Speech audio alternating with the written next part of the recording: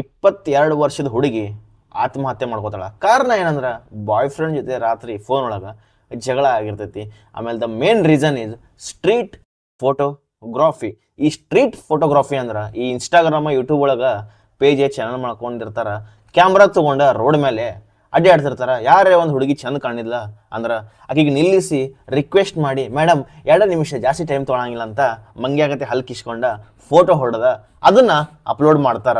ಪ್ರೇಕ್ಷಕರೇ, ನಾ ಏನು ಹೇಳಕ್ ಇಷ್ಟಪಡ್ತೇನೆ ಅಂದ್ರೆ ಫೋಟೋ ಹಾಕೋದು ವಿಡಿಯೋ ಹಾಕೋದು ತಪ್ಪಲ್ಲ, ಆದ್ರೆ ಆ ವ್ಯಕ್ತಿಗೆ ಕೇಳಬೇಕು, ಇದರಿಂದ ನಿಮ್ಮ ಫ್ಯಾಮಿಲಿ ನಿಮ್ಮ ಬಾಯ್ ಫ್ರೆಂಡ್ಸಿಗೆ ಏನಾರ ಪ್ರಾಬ್ಲಮ್ ಇಲ್ಲ ಏನಂತ ಕೇಳಿ ಆಮೇಲೆ ಮುಂದೆ ಸ್ಟೆಪ್ ಹೋಗಬೇಕು. ಆಮೇಲೆ ಈ ಹುಡುಗ ಆಕಿನ ಜೊತೆ ಜಗಳ ಮಾಡಿದ ಕಾರಣ ಏನಂದ್ರೆ ಪಾಸಿಟಿವ್ನೆಸ್ ಅಂತಾರ. ಭಾಳ ಓವರ್ ಜಗಳನೂ ಮಾಡಬಾರ್ದ. ಎಲ್ಲ ಹುಡುಗರಿಗೆ ಪಾಸಿಟಿವ್ನೆಸ್ ಇರ್ತೈತಿ ತಮ್ಮ ಹುಡುಗಿ ಬಗ್ಗೆ, ಆದ್ರೆ ಕುಂತ ಕೆಲವೊಂದು ವಿಷಯ ಮಾತಾಡ್ಬೇಕಾಕೈತಿ. ಇಂಥ ಸಣ್ಣ ವಿಷಯಕ್ಕೆ ಜಗಳ ಮಾಡ್ಕೊಂಡ ಲೈಫ್ನ ಮಾಡ್ಕೋಬಾರ್ದು. ಆಮೇಲೆ ಈ ಹುಡುಗಿ ಆ ಹುಡುಗ ಬೈದ್ರು ಸ್ವಲ್ಪ ದಿನ ಅವಾಯ್ಡ್ ಮಾಡಿ ಆಮೇಲೆ ಅಂಡರ್ಸ್ಟ್ಯಾಂಡಿಂಗ್ ಆಗ್ಬೋದಿತ್ತು. ಇಂಥ ಸಣ್ಣ ವಿಷಯಕ್ಕೆ ಸುಸೈಡ್ ಮಾಡ್ಕೋಬಾರ್ದ.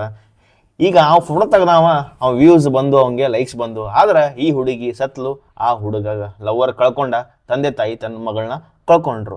ಏನು ಸಿಕ್ತು? ಈ ಸ್ಟ್ರೀಟ್ ಫೋಟೋಗ್ರಫಿ, ಆ ಫೋಟೋಗ್ರಫಿ ಎಲ್ಲದಕ್ಕೂ ಒಂದು ಲಿಮಿಟ್ ಇರ್ತೈತ್ರಿ.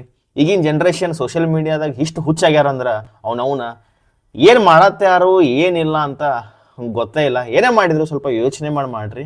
ಆಮೇಲೆ ತಂಬಾಕು ತಿಕ್ಕಿದಾಗ ಮೊಬೈಲ್ ತಿಕ್ತಿರಲ್ಲ, ಸ್ವಲ್ಪ ಬುಕ್ಸ್ ಓದ್ರಿ, ನಾಲೆಜ್ ಬರ್ತೈತಿ.